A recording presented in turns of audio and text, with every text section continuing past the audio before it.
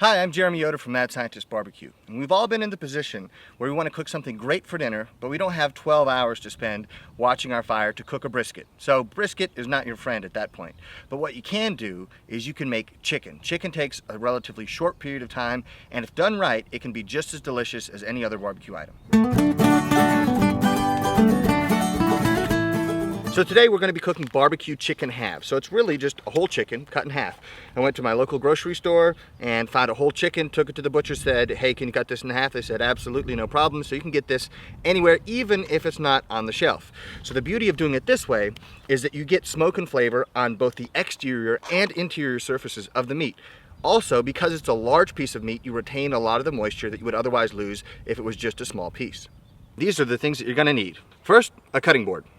Your favorite dry rub, a container with about a stick of melted butter, a brush, and last but not least, chicken halves. So the game plan for how we're going to cook this chicken today is pretty simple. It's going to be much like how you would reverse sear a steak. So we're going to keep the smoker relatively low, something like 300 degrees, and bring it up to almost done. At that point, we're going to get this smoker cranking, and we're going to turn the skin side down right next to the firebox to crisp up that skin so it's nice and easy to bite through. One of the beauties of doing chicken is you don't need to do any trimming. So all I have is the chicken right here, put it on the cutting board. I'm gonna take the rub and sprinkle it liberally over the top, flip it over, get the other side as well.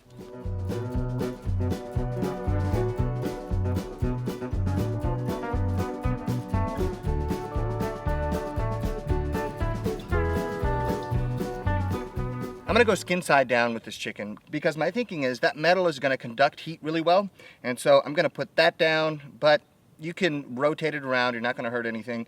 It's just important that when you get this thing really hot, you go skin side down to render the fat underneath the skin and make it bite through.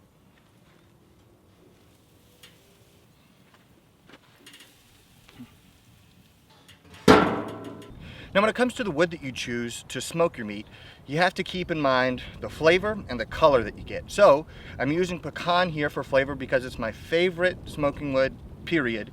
And I'm using a little bit of cherry for color. So if you look at cherry wood, it's got a nice red color.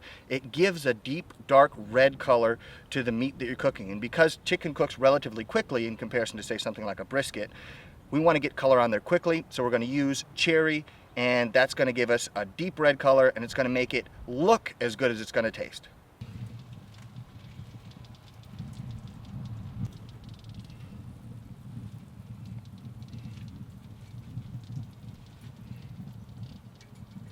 Okay, so now after a little bit of time with these getting some smoke and some flavor on them, we have reached about 155 to 160 degrees. One's about 155, one's about 160.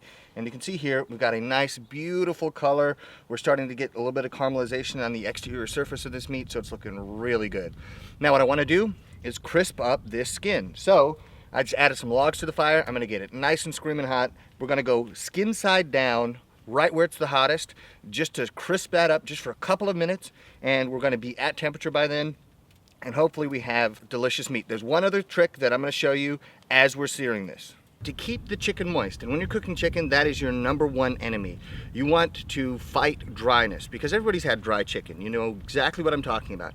Even if you cook chicken in, say, a slow cooker, I mean, it's covered in water, but somehow it still ends up feeling like it's dry in your mouth.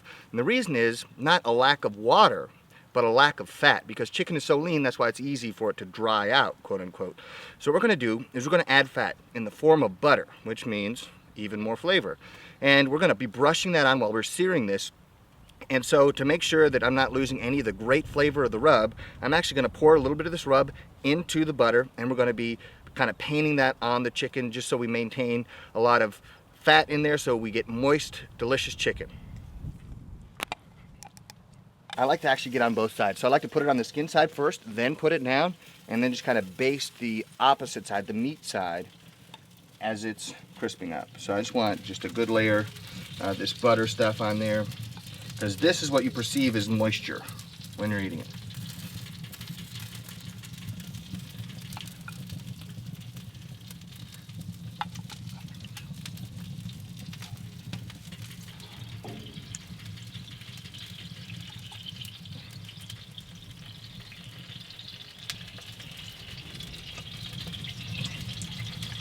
You might be able to hear those extra logs that added are really starting to show up here because you can hear that sizzle, which is exactly what I want. So I'm thinking maybe 5 minutes or so, give or take a couple, just to crisp up the skin. Just make sure that nothing burns, so just watch it. I'm keeping the lid open. I don't want to have any period of time where I don't know what's going on, and that fire is plenty hot right at the grate to keep this climbing in temperature and to get that skin nice and rendered down. Okay, after about 7 minutes, I think we've got the skin crispy enough, so let's take it off and see what we've got. All right, you see all the juice falling out? Your chicken doesn't have to be dry, okay? Because what's happened is all the fat underneath the skin has now rendered down. It's just liquid. So if I push on it, you can see liquid coming out of the chicken, which is exactly what I want. By rendering the fat underneath the skin, you're producing a lot of moisture. Now, you don't want to take a bite of it right now. Number one, because you don't want to burn your mouth.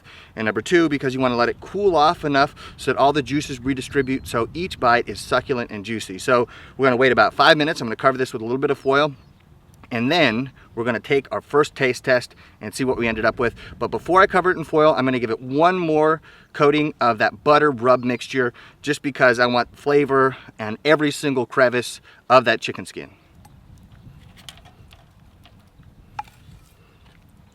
Finally, we can eat this chicken. All right, so let's see what we did. Perfect.